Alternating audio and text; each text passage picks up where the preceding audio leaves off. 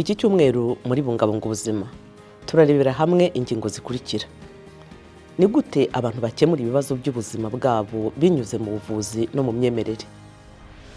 Ni iki inzobere zivuga ku buvuzi gakondo ubugereranije n'ubwa kizungu? Bimwe mu bihugu bya Afurika biracyugarijwe n'ikibazo cy'ikebwa ry'abana b'abakobwa, nubwo isi yose yashyize umuhate mu guhagarika uyu mugenzo. Turaza kumenya byinshi ku kuntu byifashe muri Somalia. Izi nkuru hamwe n'izindi nizo tugiye kugarukaho muri iki kiganiro bungabunga ubuzima cya none.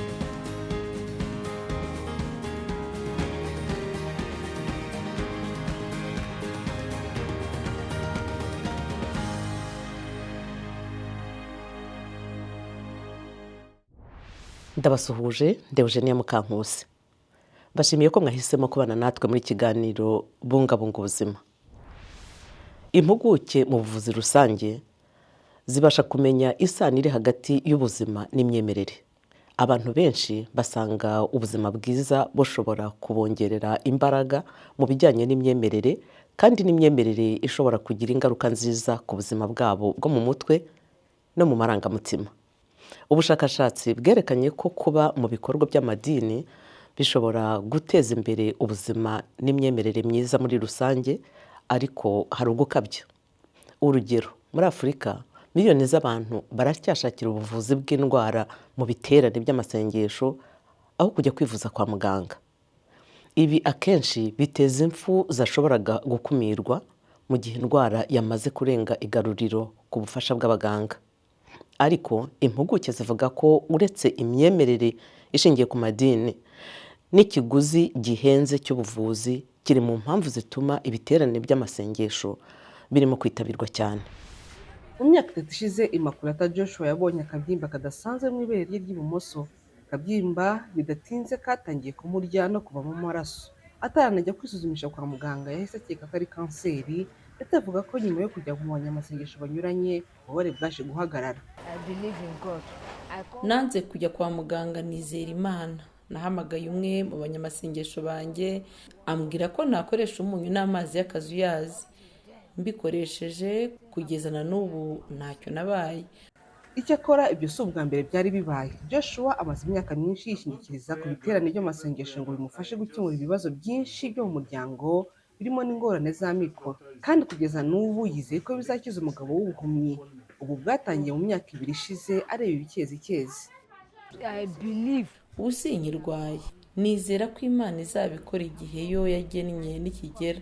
Ikora igitangaza cyayo iyo igihe cyayo kigeze. Nigeria ifite imibare ijya kwegerana hagati y'abaturage bayo b'abasilamu n'abakristo. Umwaka ushize ikigo Pew Research Center cy'i Washington muri Amerika cyashyize iki gihugu ku mwanya wa 2 mu bihugu bifite abantu benshi basenga kurusha abandi ku isi. Spiritual beliefs and practices are already deeply rooted.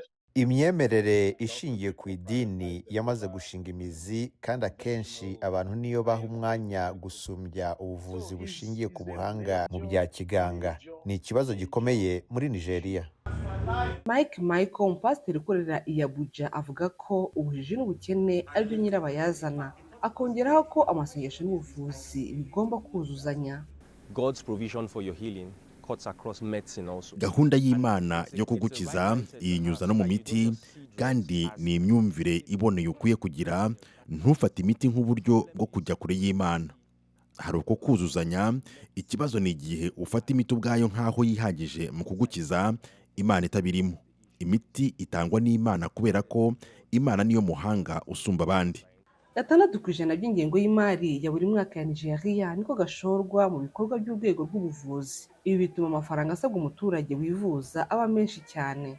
Icyakora inzobere mu buvuzi zivuga ko mu gihe cyose inzego nyinshi z'amadini zitarashyiraho uburyo bwo guhuza n'imyemerere n'ubuvuzi mu nyigisho zitanga, abantu nka Joshua bisa nkaho bazakomeza gutsimbarara ku byo bemera. Ubuzima n'imyemerere ni ingenzi, ariko bisaba kumenya umwihariko wa buri kimwe mu gihe twemera uburyo byunganirana. Imigenzo ishingiye ku myemerere ishobora gutandukana cyane, harimo isengesho, imyiherero yo guhuza intekerezo, yoga, cyangwa no gufata umwanya uri mu bidukikije ubwabyo.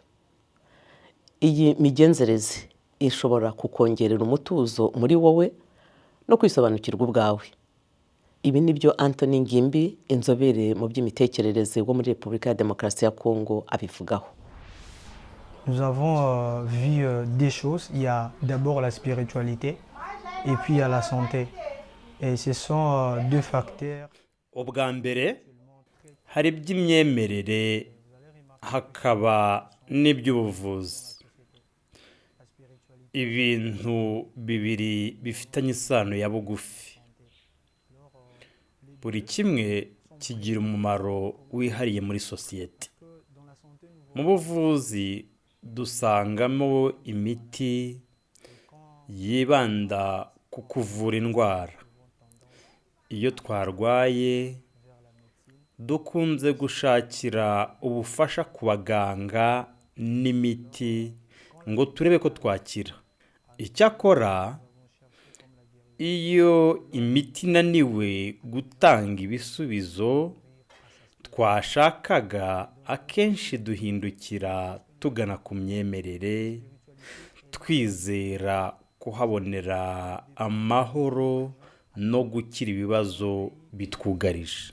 Mu by'ukuri ubuvuzi bwa kijyambere bwateye imbere cyane, ibituma abantu babasha kuvura neza uburwayi bunyuranye. Icyakora nemera ko tutahita twihutira kuva mu buvuzi tujya mu by'imyemerere tutabanje gukemura ibijyanye n'ubuvuzi. Iyo amagara adukitse dushaka ubufasha bw'abaganga.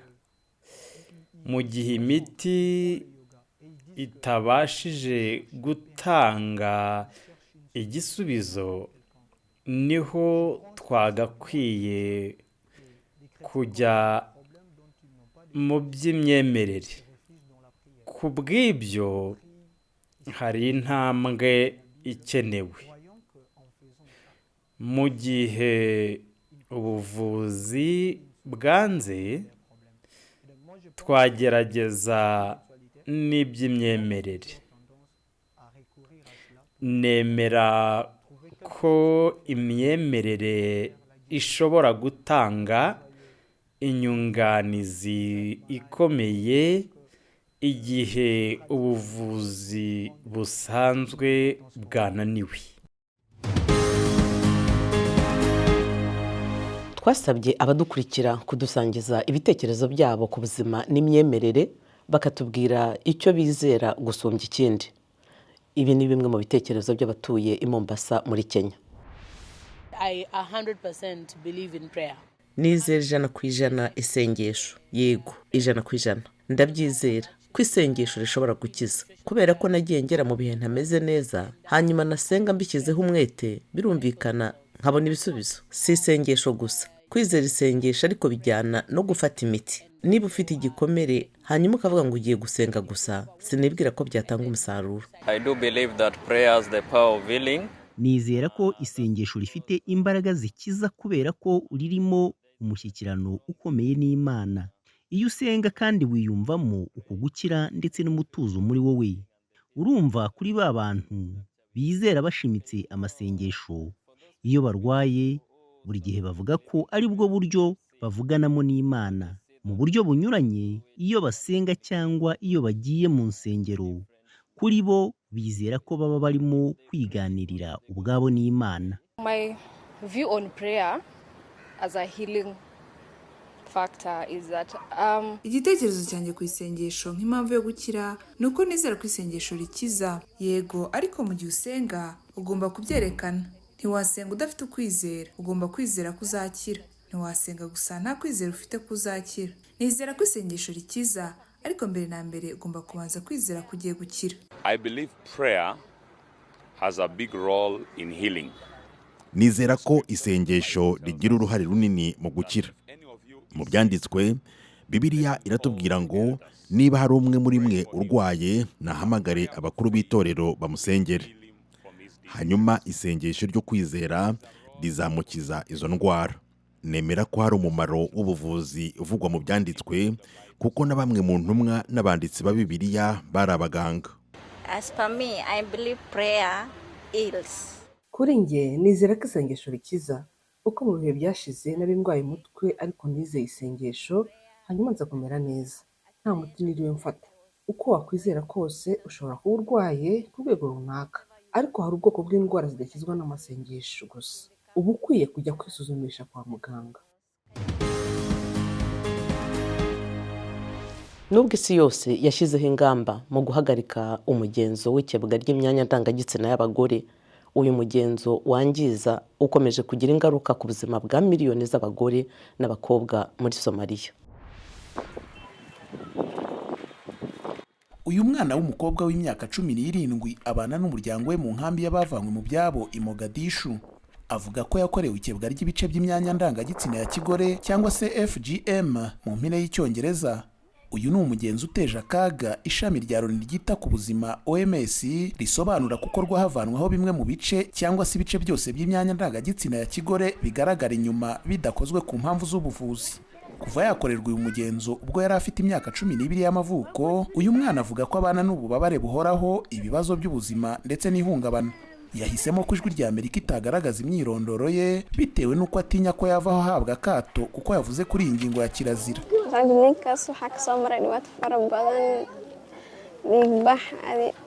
Nanyuze mu bubabare bwinshi, natakaje amaraso menshi kubera kuva cyane, ndetse narwaye indwara nyinshi zihora zigaruka, ibintu na n'ubu bikimpamura. Ndizera ko barumuna banjye batazahura n'ububabare nk'ubwo nanyuzemo.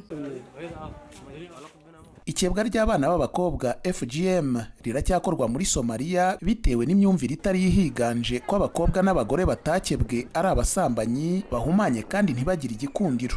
Loni ivuga ko 90% by'abakobwa n'abagore b'Abasomali bafite kuva ku myaka 15 kugeza kuri 49 bakorewe irikebwa. Umubyaza Shamusa Ali Mohamed yakoze uyu mugenzo wa FGM imyaka igera kuri 20.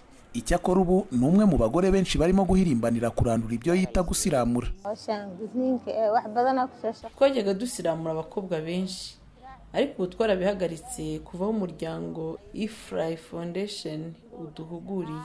Ahubwo dukora ubukangurambaga bwo kurwanya uyu mugenzo bitewe n'uko ubabaza abakobwa n'abagore, ndetse benshi barababara bikabije iyo barimo kubyara bitewe n'uyu mugenzo mubi. Ifrai Foundation ni umuryango udaharanira inyungu ugamije kurandura FGM muri Somalia. Uwawushinze Ifrai Ahmed, impirimbanyi y'Umusomali ufite ubwenegihugu bwa Irilande, avuga ko ibikorwa byabo byahuguye amagana y'abantu bituma biyemeza gucika ku gukora uyu mugenzo.